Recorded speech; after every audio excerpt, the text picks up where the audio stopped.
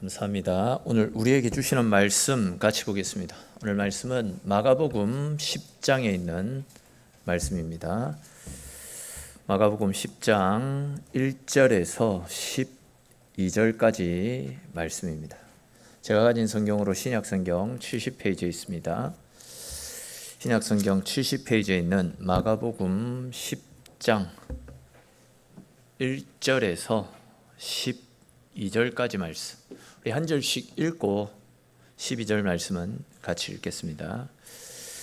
예수께서 거기서 떠나 유대 지경과 요단강 건너편으로 가시니 무리가 다시 모여들거늘 예수께서 다시 전례대로 가르치시더니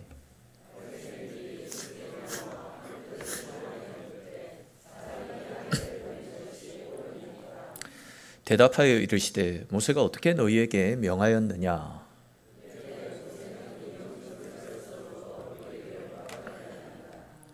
예수께서 그들에게 이르시되 너희 마음이 완악함으로 말미암아 이 명령을 기록하였거니와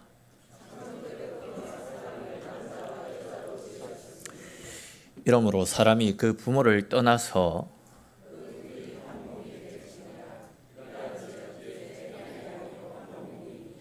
그러므로 하나님이 짝지어 주신 것을 사람이 나누지 못할지니라 하시더라. 이르시되 누구든지 그 아내를 버리고 다른 데에 장가드는 자는 본처에게 간음을 행하며 또 아내가 남편을 버리고 다른 데로 시집가면 간음을 행함이니라. 아멘. 이 시간은 할렐루야 성가대에서 찬양으로 하나님께 영광 돌리겠습니다.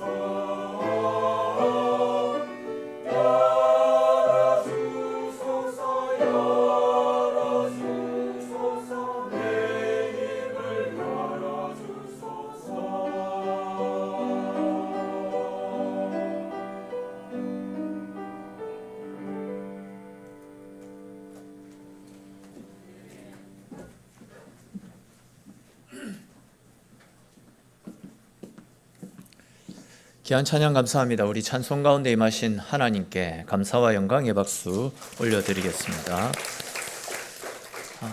오늘 본문은 예수님께서 예루살렘을 향해 가시던 중에 요단강 건너편에 이르렀을 때에 사람들이 예수님의 소문을 듣고 예수님께로 몰려오는 장면과 또 그 사람들을 위해서 예수님께서 말씀을 가르치시는 장면이 나타납니다. 그런데 이제 그렇게 예수님께서 말씀을 가르치는 현장에 바리새인들이 찾아와서는 예수님을 시험하기 위한 목적에서 이혼과 관련해서 질문을 던지는 장면과 또 바리새인들이 불의한 의도로 질문을 던진 것을 알고 계셨던 예수님께서 하나님께서 세우신 결혼이란 무엇인지, 그리고 이혼에 관한 성경적 가르침은 무엇인지에 대해서 가르쳐 주시는 말씀들이 나타나는데, 이와 관련된 말씀들을 조금 더 자세히 살펴보면서 하나님께서 주시는 은혜를 나누어 보겠습니다. 이 시간 가운데도 말씀을 깨닫는 지혜와 하나님께서 나에게 주시는, 나를 위해서 준비해 놓으신 새로운 은혜를 받아 누리시는 귀하고 복된 시간 되시기를 주님의 이름으로 축원합니다. 자, 우리 먼저 오늘 본문 2절에 기록된 말씀 같이 한번 읽어볼까요? 2절 말씀입니다. 바리새인들이 예수께 나와 그를 시험하여 묻되 사람이 아내를 버리는 것이 옳으니까. 아멘. 자, 오늘 본문 말씀을 조금 더 정확하게 이해하기 위해서는 여기에 나타나고 있는 시험하여라는 단어의 뜻을 정확히 알아야만 할 겁니다. 여기에 나타나고 있는 시험하여, 이 단어의 헬라 원어를 살펴보면 페이라존테스라는 단어가 사용되어졌습니다. 근데 이제 여기에 나타난 이 페이라존테스, 이 단어의 뜻은 넘어뜨리기 위해서 또는 함정에 빠뜨리기 위해서, 이런 뜻을 가진 단어입니다. 그러니까 지금 바리새인들은 예수님을 함정에 빠뜨려 예수님을 넘어뜨리기 위해서 이혼과 관련된 질문을 의도적으로 던졌다라는 이야기입니다. 그런데 여러분, 이 바리새인들이 이혼과 관련해서 예수님께 질문을 던졌던 것이 왜 예수님을 함정에 빠뜨려 넘어뜨리기 위한 질문이 되는 것이겠습니까? 이 말씀 역시도 당시 시대적 상황을 알아야지만 이 말씀의 정확한 의미를 알 수가 있습니다. 우리가 지금 순서대로 말씀을 살펴보고 있는데, 일전에 마가복음 6장 말씀을 살필 때에 세례 요한의 죽음과 관련된 말씀을 나눌 때에 그때 한번 말씀을 드렸던 부분이기 때문에 간단하게만 다시 말씀을 드리면, 당시 갈릴리 지역의 분봉왕이었던 헤롯이 자기 동생의 부인이었던 헤로디아에게 마음을 빼앗기지 않습니까? 그래서 이제 자기 본처와 강제로 이혼을 하고 동생의 아내 헤로디아를 빼앗다시피 해서 재혼을 합니다. 근데 이제 그때 세례 요한이 공개적으로 그 일은 분명히 하나님 앞에서 죄다, 그 일은 잘못된 일이다라고 지적했다가 어떻게 됩니까? 결국 죽임을 당하게 되지 않습니까? 이 사건 이후로 사람들은 헤롯의 이혼과 재혼이 잘못된 것임을 잘 알고 있었으면서도 불구하고 그 누구도 함부로 이혼과 관련된 이야기들을 입 밖으로 꺼낼 수가 없었습니다. 괜히 잘못 이야기했다가는 자기들도 같은 일을 당할 수 있다라는 두려움 때문에 헤롯의 잘못을 알고 있으면서도 모두가 침묵하고 모른 척 넘어갈 수밖에 없는 그런 사회적 분위기가 형성되어져 있었습니다. 그런데 이제 이런 사회적 분위기 속에서 만약 예수님께서 바리새인들이 질문하는 이 질문에 따라서 이혼은 성경에서 분명히 금하고 있는 일이다, 누구든지 아내를 버리면 안 된다라고 말씀하시면, 이 바리새인들은 헤롯에게 달려가 가지고 예수가 폐하의 이혼이 잘못된 것이다, 공개적으로 떠들고 다니고 있다라면서 거짓 누명을 씌워서 예수님을 공경에 빠뜨릴 것은 뻔한 상황입니다. 또 거기에 대해서 우리 나중에 살펴보겠지만 모세의 율법에서는 이혼 절차가 진행되고 있다라고 한다면 아내에게 이혼 증서를 써주도록 말씀하고 있습니다. 부분적인 이혼을 허용하고 있었다라는 거죠. 근데 예수님께서 이혼을 금지하겠다, 예수님께서 이혼을 금하신다, 이런 말씀을 하시면 바리새인은 모세의 율법을 근거로, 봐라, 모세는 이혼을 허락하는데 예수님은 뭐라고 모세의 율법을 부정하냐, 즉 예수는 율법을 거스르는 자다, 이런 말로 또 예수님을 공격해 왔을 것입니다. 그리고 이제 만약에 반대로 예수님께서 이혼을 해도 된다, 이런 말씀을 하시게 되면 어떻게 되냐면, 아마도 바리새인들은 예수가 자기 신변의 안전을 위해, 세례 요한은 이혼을 이야기하다가 죽었기 때문에 예수님은 자기 신변의 안전을 위해서 헤롯의 이혼과 재혼을 의도적으로 묵인하기 위해서 이혼을 해도 된다, 이런 말씀을 하시면서 예수님을 공격해 들어왔을 것입니다. 무엇보다도 이제 당시에 이루어졌던 이 이혼이라는 것은 거의 대부분 남자가 아내를 일방적으로 내쫓는 불의한 방법으로 이루어졌더랬습니다. 그러다 보니까 이제 그렇게 버림을 받았던 여성들은 경제적으로도 사회적으로도 삶의 기반을 완전히 상실하게 됩니다. 결국 거리로 나가서 구걸을 하거나 몸을 팔아 생계를 이어가는 경우가 다반사였습니다. 그런데 이제 지금까지 예수님은 항상 가난하고 소외된 자, 또한 상대적인 약자들 편에 서셔서 그들을 위로하고 그들의 버팀목이 되어주셨는데, 만약 예수님께서 이혼을 해서 아내를 버리는 것이 합당하다, 이런 말씀을 하신다면 지금까지 예수님께서 고아와 가부와 같은 사회적 약자들을 위해서 외치셨던 모든 말씀들이 거짓과 위선적인 외침이었다라고 오해를 살 수 있는 여지도 남아있게 되는 겁니다.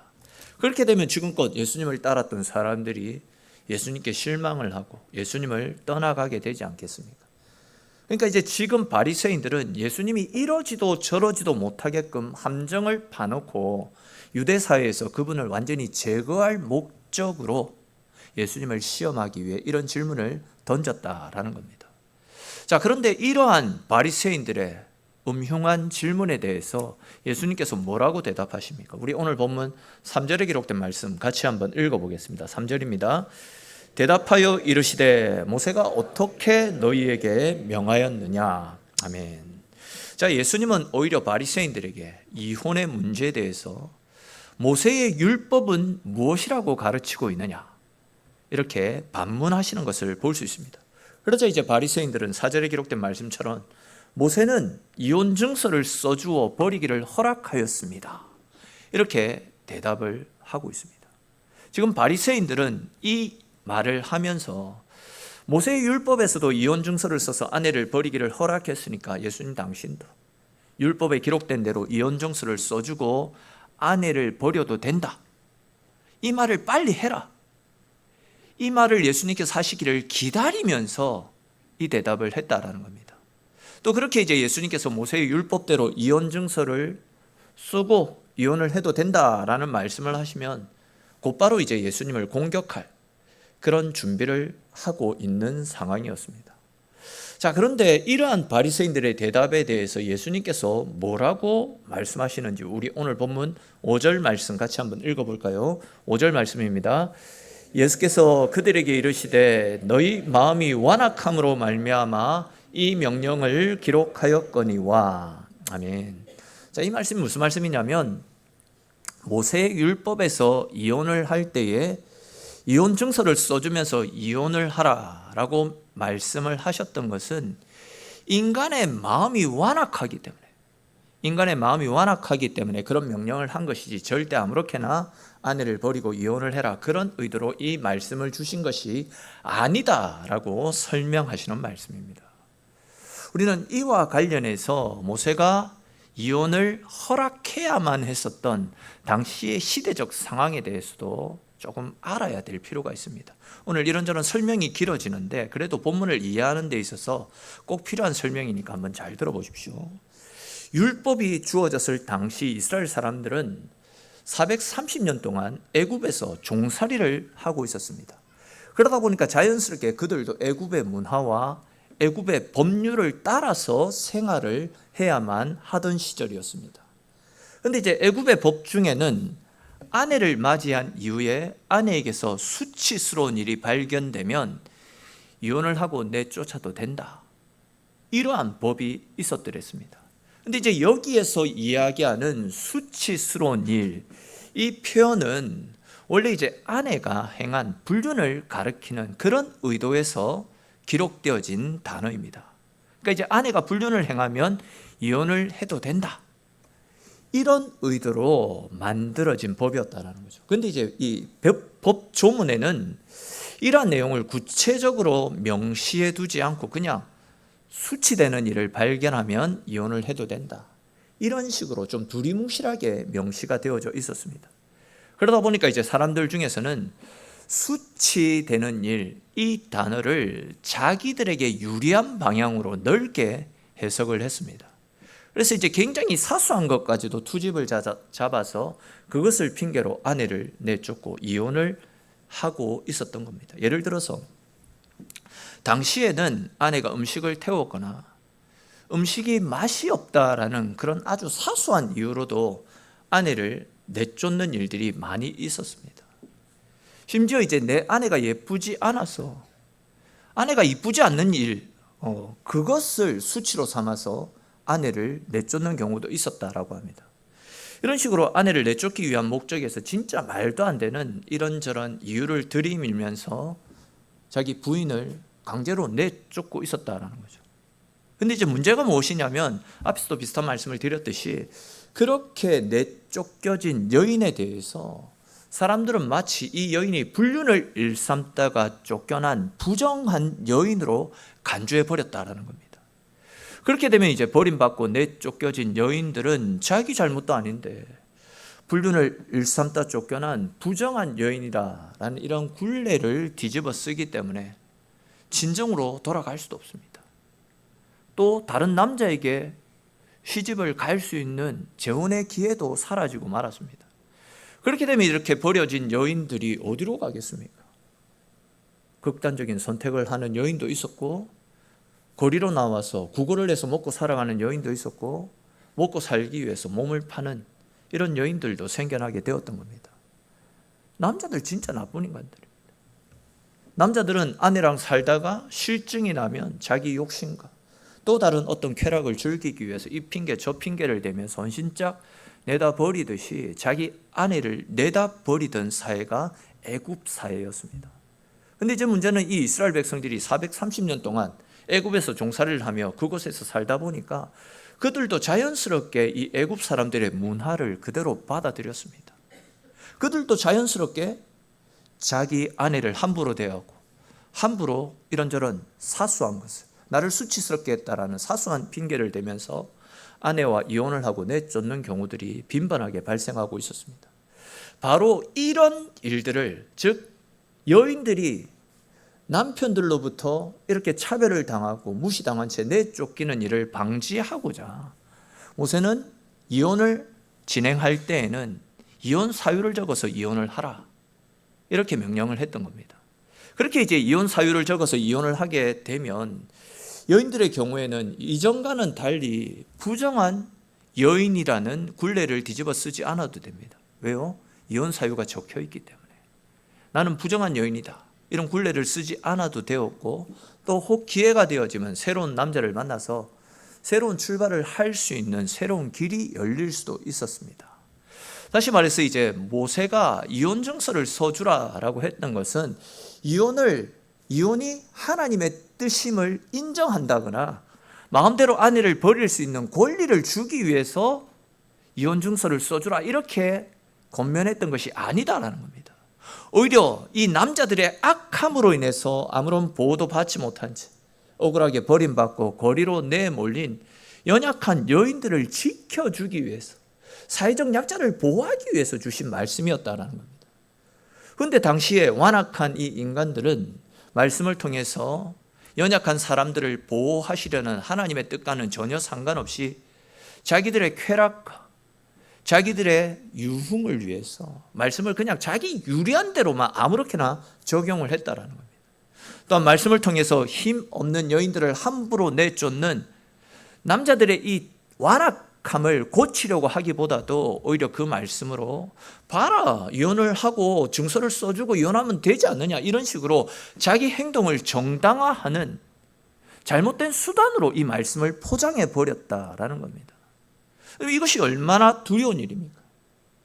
하나님의 말씀을 이야기하면서도 그 말씀 속에 담겨있는 하나님의 마음은 그 어디에도 엿볼 수 없습니다.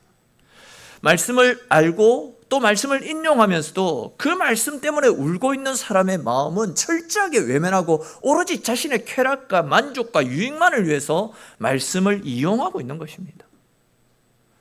우리는 말씀 속에 나타나고 있는 이 이스라엘 백성들의 모습을 통해서 우리 자신을 돌아볼 수 있어야 됩니다. 혹 여러분, 나는 가정 안에서 내가 가장이라는 이유로 또는 부모라는 이유로 내 말은 무조건 따라야 된다라고 이야기하면서 배우자와 우리 자녀들이 얼마나 힘들어하고 있는지는 철저하게 외면한 채 살아가고 있지는 않습니까? 또한 말씀을 앞세워서 상대방에게 순종과 인내만을 요구하고 정작 나는 내 말과 행동을 돌아보지 않는 너무나도 이기적인 삶을 살아가고 있지는 않습니까? 내가 편하고 내가 유리하기 위해서 누군가의 눈물과 아픔을 모른 척하고 철저하게 내 자신의 유익만을 쫓아 살아가고 있지는 않습니까? 잘 아시는 것처럼 하나님의 말씀은 내 속에 있는 욕심과 내 속에 있는 아집을 정당화시키기 위해서 주신 말씀이 아니라 내 속에 있는 완악한 마음을 말씀으로 깨트리고 억울한 사람의 눈물을 바라보고 그들을 하나님의 사랑으로 위로하게 하시기 위해서 주신 말씀입니다. 우리는 이러한 사실을 기억해야 되고 이제는 말씀으로 다른 사람을 바꾸려고 하기 이전에 먼저 내 자신을 돌아볼 수 있어야 됩니다. 내가 옳다는 것을 증명하기보다도 내 말 때문에 상처받은 사람들은 없는지 내 말을 돌아볼 수 있어야 되고 내가 편해지기 위해서 누군가에게 무거운 짐을 지우지는 않았는지 말씀 앞에서 철저하게 우리 자신을 점검해 볼 수 있어야 됩니다. 그리고 혹 내 곁에 나로 인해서 울고 있는 사람이 있다라고 한다면 더 늦기 전에 먼저 다가설 수 있어야 됩니다. 변명을 늘어놓는 것이 아니라 먼저 사과해야 되고 그의 아픔을 들어주어야 되고 다시는 그 사람이 혼자 울지 않도록 그 곁을 지켜줄 수 있어야 되는 것입니다.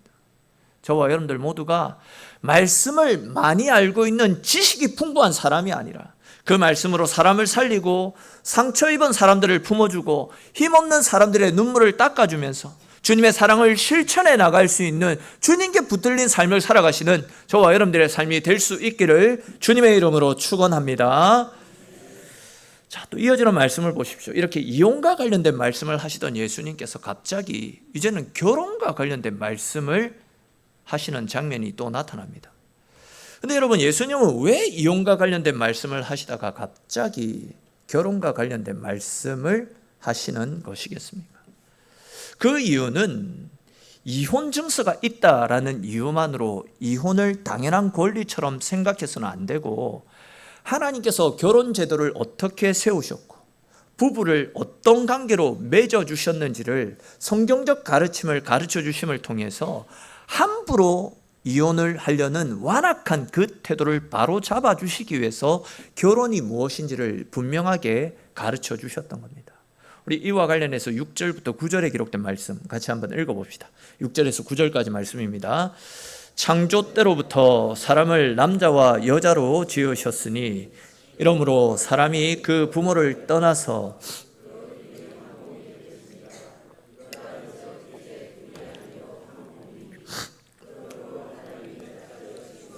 사람이 나누지 못할지니라 하시더라. 아멘. 자, 말씀을 자세히 보시면요, 원래 결혼은 둘이 한 몸이 되어지는 것, 이것이 바로 하나님께서 계획하셨던 결혼의 모습이었다라는 것을 알 수 있습니다.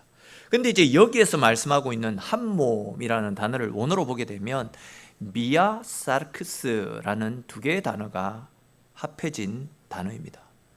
그러니까 이 단어의 뜻은 뗄래야 뗄 수 없는 관계, 한 몸은 뗄래야 뗄 수 없는 관계, 이런 뜻을 가지고 있습니다. 예를 들어서 이제 우리 몸에서 팔, 다리를 떼려면 어떻게 해야 됩니까? 칼로 자르든지 도끼로 찍어야 됩니다. 그렇게 되면 우리 몸이 어떻게 됩니까? 중상을 입게 됩니다. 아니면 둘이 나뉘게 되면 죽게 됩니다. 그 사람은 죽게 됩니다. 즉 우리 몸에 있는 지체를 떼어내는 것은 불가능한 일입니다. 그것처럼 부부도 뗄 수 없는 관계다라는 사실을 말씀하고 있습니다.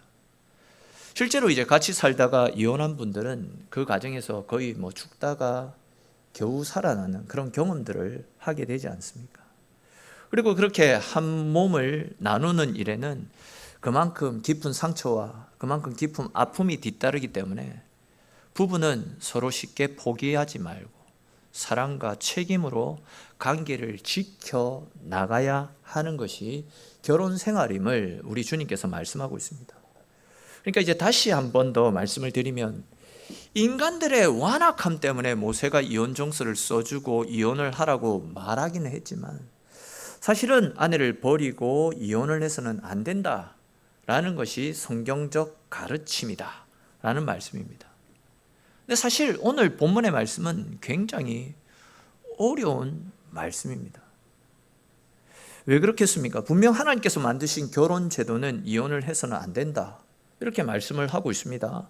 근데 모세의 율법에서는 우리의 연약함 때문에 이혼을 할 때는 이혼 정서를 써주라, 부분적인 이혼을 허용하는 것을 볼 수 있습니다.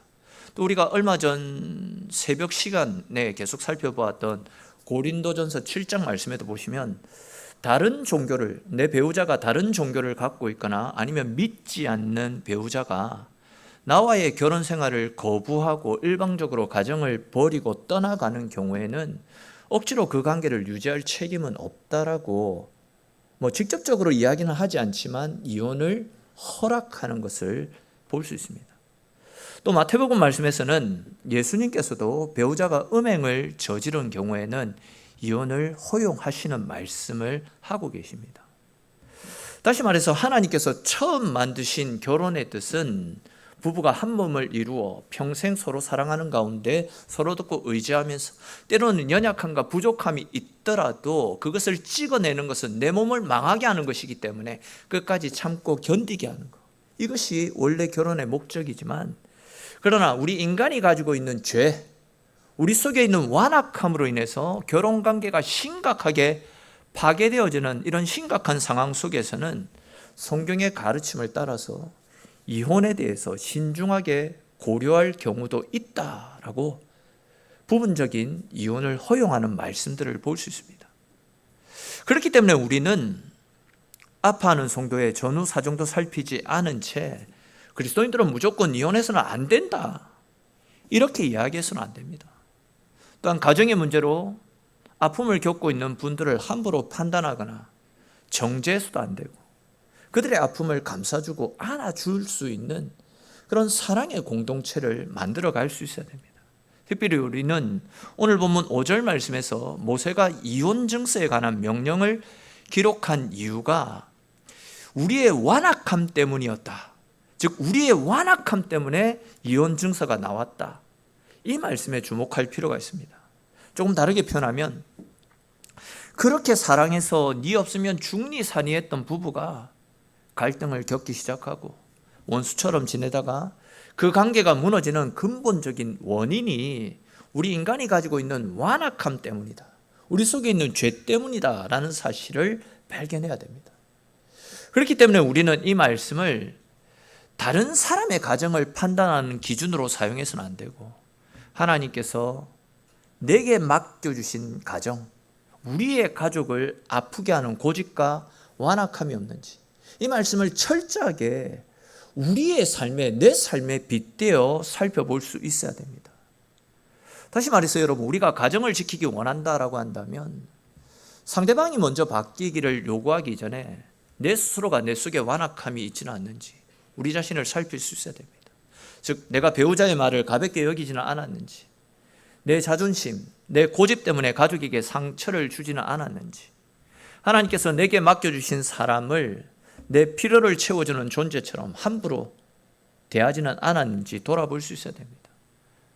여러분, 물론 불륜이나 폭력, 또 일방적인 유기와 같은 심각한 사건으로 인해서 가정이 큰 위기를 맞는 경우도 종종 있습니다. 그러나 많은 경우에는 어느 날 갑자기 가정이 무너지는 것이 아닙니다. 상대방의 마음을 헤아리지 않는 것, 또 자기의 잘못을 인정하지 않는 마음, 또 상대방이 받은 상처를 대수롭지 않게 흘려보내는 마음, 내가 가지고 있는 고집과 같은 우리 속에 있는 완악함들이 조금씩 쌓여가면서 부부 사이에 보이지 않는 담들이 쌓이게 되고 그 관계가 멀어지게 되고 결국 우리의 가정을 흔들어 놓는 것입니다. 그렇다면 우리가 가정을 지키기를 원한다라고 한다면 우리는 내가 먼저 내 마음을 낮출 수 있어야 됩니다. 내가 먼저 미안하다라고 말할 수 있어야 되고 내가 먼저 손을 내밀 수 있어야 됩니다. 왜냐하면 이 가정이라는 것은 누가 옳은지를 끝까지 밝혀낼 때에 지켜지는 것이 아니라 내가 먼저 내 안에 고집과 완악함을 내려놓고 사랑과 책임으로 상대방을 지켜줄 때에 그 가정이 온전하게 세워질 수 있기 때문입니다. 근데 혹 우리 중에서는 가정을 지키기 위해서 그렇게 애쓰고 힘써왔지만 자기의 뜻과 상관없이 아픔을 겪게 된 분들도 분명히 있을 수 있습니다. 그렇다면 오늘 이 말씀을 자신을 정죄하는 말씀으로 받아들일 필요가 전혀 없습니다. 예수님께서 오늘 책망하고 계시는 것은 가정이 무너져서 상처 입은 사람들이 아니라 자기의 욕심을 따라서 배우자를 함부로 다루고 함부로 버리고 함부로 불륜을 일삼는, 그러면서도 율법을 이용해서 자신을 정당화시키고 있는 인간의 완악한 그 사람들을 책망하고 있는 것입니다. 그러므로 여러분, 가정의 아픔을 겪었다라는 이유만으로 하나님에게까지 버림받았다 이런 생각하지 마십시오. 사람들은 겉으로 드러나는 모습만 보고 쉽게 판단할 수 있지만 하나님께서는 우리가 가정을 지키기 위해서 애썼던 시간과 그동안 흘렸던 눈물, 또 아무에게도 말하지 못했던 그동안의 아픔을 다 알고 계십니다. 가정이 깨어졌다라고 해서 그 사람의 인생까지 끝난 것은 아니지 않습니까? 하나님은 상한 마음을 고치시고 무너진 자리에서도 다시 이렇게 세워주는 분이시고 또 우리의 눈물과 말하지 못한 아픔까지도 다 알고 깊이 헤아려 주시는 우리를 사랑하시는 하나님이십니다. 그러므로 사람의 판단에 눌리지 마시고 나를 아시고 나를 붙드시고 다시 살아갈 힘을 허락해 주시는 하나님께로 피하고 하나님을 가까이 할 수 있기를 바랍니다. 더 나아가서 우리 교회 역시도 상처 입은 사람들에게 이유를 따져 묻고 시시비비를 가리는 곳이 아니라 다시 믿음으로 살아갈 힘을 얻을 수 있도록 사랑으로 품어주는 사랑의 공동체가 될 수 있어야 되고, 따뜻한 말 한마디로 사랑의 손길로 상처 입은 분들이 회복되어질 수 있는 은혜의 통로가 될 수 있어야 됩니다. 우리 교회가 또 우리 모두가 오늘 나눈 이 말씀처럼 내 안의 완악함은 말씀 앞에 다 내려놓고 엘림교회, 이 엘림교회라는 이 엘림의 그 이름의 뜻처럼 지쳐있는 영혼들, 상처 입은 사람들이 사랑으로 힘을 얻고 회복되어지고 다시 일어날 수 있는 그런 공동체, 그런 분들이 다시 힘을 내어서 교회의 일원이 되어서 함께 건강한 교회, 건강한 공동체를 세워가기 위해서 함께 일하고 함께 세워져가는 교회, 그런 교회가 하나님께서 기뻐하시는 교회의 모습이고, 또 그런 공동체가 누구나 와서 함께 복음으로 하나됨을 이루고 하나님 주시는 평안 가운데 갈 수 있는 하나님이 기뻐하시는 교회의 모습이라고 할 수 있습니다.